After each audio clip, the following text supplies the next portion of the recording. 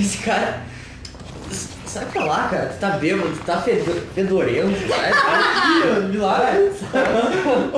Sai, tá chato. Tá xarope, xarope. Ô meu, a gente vai te levar pra cá. Sai pro outro lado.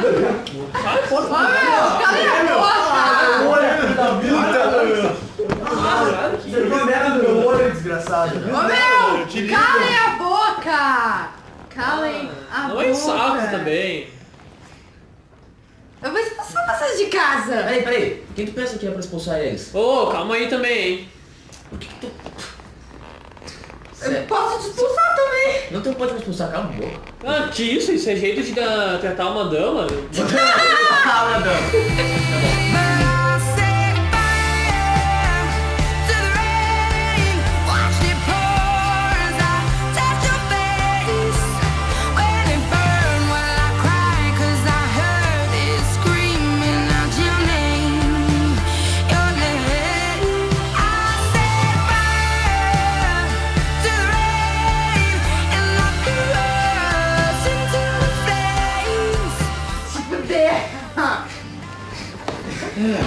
Você também vai te fuder. Por quê? Porque você tá bêbado, tu não sabe fazer nada. Ele tá bêbado.